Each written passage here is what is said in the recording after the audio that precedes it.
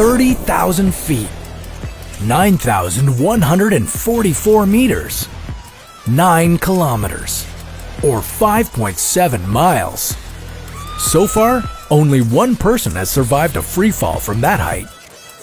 Would you be as lucky?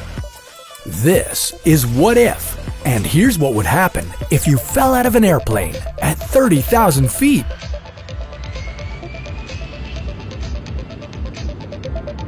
On January 26, 1972, an explosion aboard JAT Airways Flight 367 resulted in the impossible.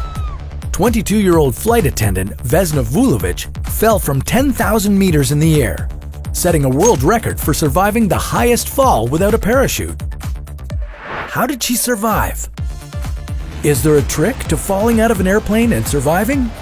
And what does it feel like? If you're a frequent flyer, you might want to pay close attention to what's coming up. Since the 1940s, there have been almost 50 cases of people surviving falls from airplanes. In all of those cases, the survivors were lucky enough to have something to cushion their fall. Vesna Vulovic, for example, was in the back of the plane when the explosion happened. When the plane broke apart, the tail section remained intact, and pinned by a food cart, Vulovic was prevented from being sucked out into the open air. The detached tail of the airplane landed in deep snow in the mountains of Czechoslovakia. Vulovic suffered several broken bones, but the airplane wreckage and layers of deep soft snow ultimately saved her life. The second highest fall without a parachute that someone survived happened in 1943. Air Force gunner Alan McGee's bomber was hit by enemy fire over France. His plane burst into flames and propelled McGee out of the plane before he could grab a parachute. McGee fell about 6,700 meters. Apparently, he smashed through the glass roof of a train station and was found hanging from the steel girders that held up the roof. You wouldn't think that a glass roof would cushion any kind of fall, but if it hadn't have been there, McGee might not have survived. So, if you ever find yourself falling from an airplane without a parachute, grab onto something, anything, and use it to break your fall. Of course, that's easier said than done. When you're in free fall from 9,144 meters in the air, a soft landing is probably the last thing on your mind. It all happens so fast. From the moment you're outside the plane, it's only 170 seconds until you hit the ground. During that time, you will be extremely cold and deprived of oxygen. The average temperature at 9,144 meters in the sky ranges between minus 40 degrees to minus 57 degrees. But you wouldn't feel it for long because you'd pass out soon after leaving the aircraft. While all air contains 20.9% oxygen, at higher altitudes, there is lower air pressure, so it feels as if there's a lot less oxygen. This will cause you to lose consciousness, at least for a while. The air pressure will gradually rise as you get closer to the ground, so you would probably wake up again after about a minute of free fall.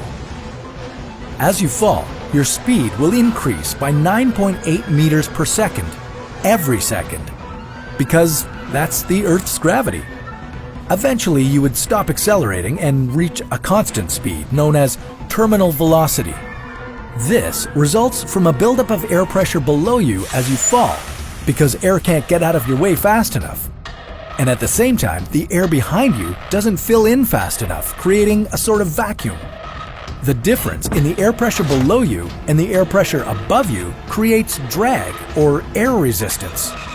When the force exerted by this air resistance equals the force of gravity, you've reached terminal velocity, and you'll be moving at a constant speed. Falling from 30,000 feet, you're likely to reach terminal velocity at 190 kilometers per hour.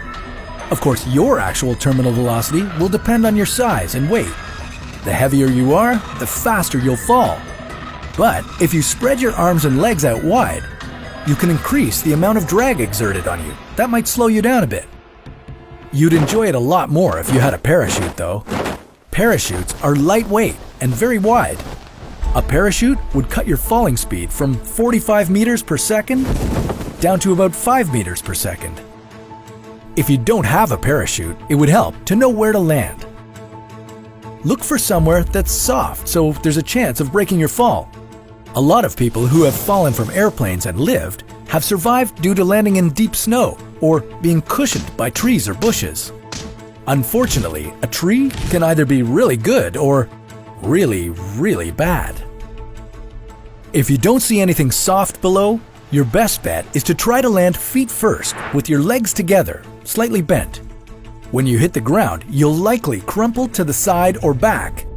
This is known as the 5-point impact sequence, and while it will be incredibly painful, it will save everything above your waist, mainly your vital organs and your brain. Of course, these are all just recommendations, tips to make the best out of a bad and severely unlucky situation. Humans aren't really built for 9,144-meter free falls, and yet, every year, we seem to achieve something that we thought was impossible.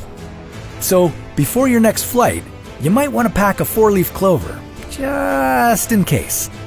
And for more ways to survive freak accidents, paranormal activities, or apocalyptic events, just keep watching What If?